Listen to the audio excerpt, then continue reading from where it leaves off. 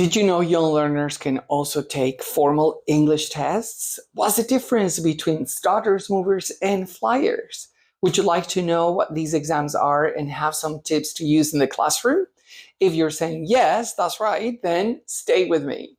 Hello and welcome to my YouTube channel, Learning Together with Robert. If this is your first time visiting me, thank you for being here. And if you're back, thank you very much for your support, because without you, this wouldn't make any sense. If you haven't subscribed, why not do it now and give us a like? Those of you who have been here already, you can fast forward to the main part of the video. I just want to say hello to my new visitors.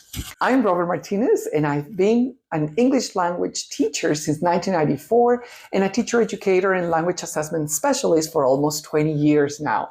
It's been an incredible journey, having lived and worked in 9 different countries. I'm a self-taught tutor and assessor, online moderator, a full-time director of studies, and a tutor on the IHCYLT course, teaching English to young learners and teenagers, and I enjoy being in the classroom both face-to-face and online. If you want to know more about my professional background, experience, and qualifications, I put a link to my LinkedIn profile and a link to a video cartoon version of my CV to jazz things up in the description box below, so feel free to check them out. Hello everyone, today we're looking into the Cambridge English Young Learners exam, specifically the Movers exam.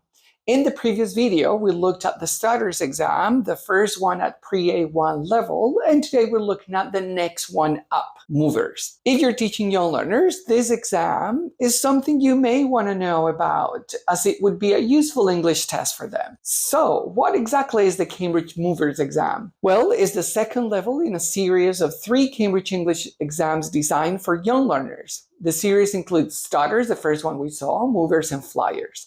The Movers exam is targeted at children aged around 7 to 9 years old who have been learning English for about 2 to 3 years, but this is just a suggested age range, as anyone up to 12 years of age can take them. Movers is designed to encourage children to communicate in English and to build a solid foundation for their future studies. It's not just about grammar and vocabulary, it's about giving young learners the confidence to use English in real-life situations. The test covers everyday English and provides a reliable and consistent measure of a child's progress. It's internationally recognized, so no matter where your students are, they can benefit from taking the Movers exam. This exam is also a great way for children to develop a positive attitude towards language tests and to gain the motivation to keep learning. Let's look at the exam format. The Movers test is divided into 3 main parts: listening, reading, and writing, and speaking. Each part is designed to assess different language skills. The first paper is listening, and it has 5 sections and lasts about 25 minutes. Students will listen to conversations and short texts, then answer questions to demonstrate their understanding. Tasks include matching, multiple choice, and coloring activities based on the audio they hear. And this is good because it helps them practice at the same time. The next paper is reading and writing. This section lasts 30 minutes and consists of 6 parts. Children will engage in activities such as reading and completing sentences, filling in gaps in text, and answering questions about short stories or descriptions.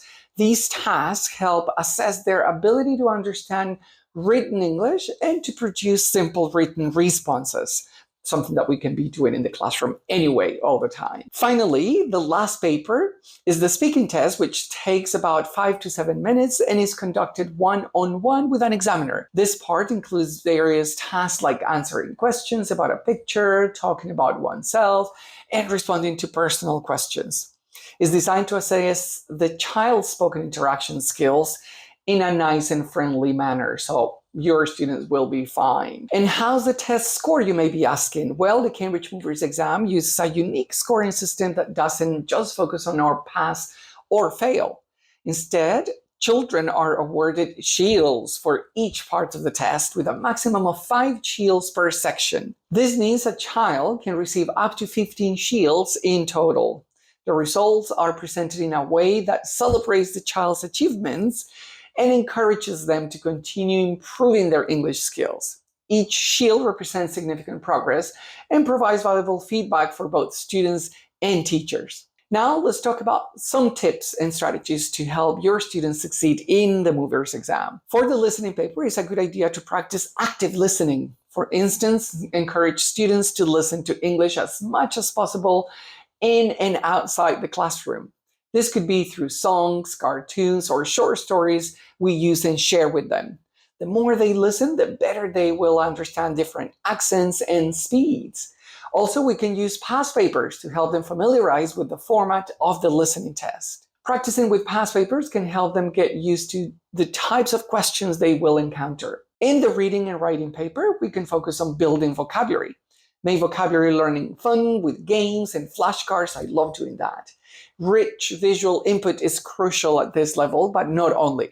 Ensure they know everyday words and phrases, and check the word lists suggested in the free handbook for young learner English teachers. For specific reading practice, we can encourage regular reading habits. Simple stories, comics, and age-appropriate books can be very helpful.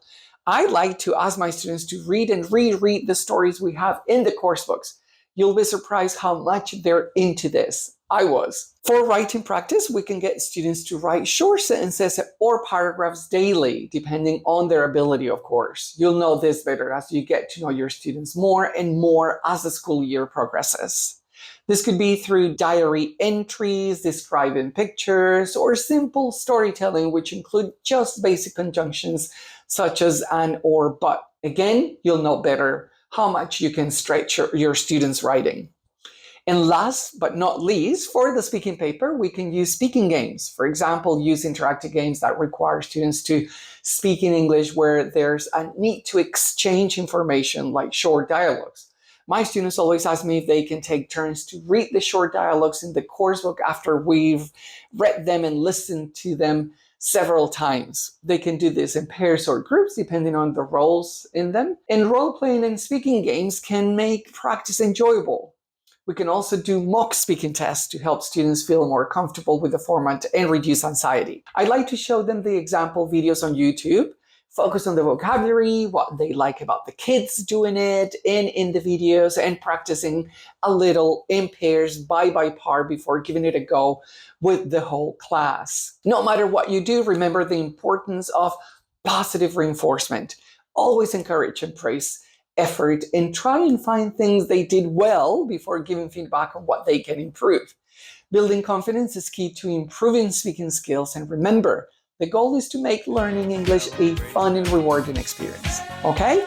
That's a wrap on the Cambridge Movers Exam overview. Thanks for watching, and stay tuned for the next and last video coming up on the Flyers test. Well, we've come to the end, but I'll be sharing more exciting videos, so stay tuned and subscribe. Do let me know in the comments box if you have any special requests, and I'll try to make a video about them. That'll be exciting, don't you think? I'll make sure I'll give you a shout in the video. Do share this video with your friends, and can I ask you a favor? Hit the like button so that more people can see this video. Bye for now, and remember, learning is fun and you don't have to do it alone. So let's learn together with Robert.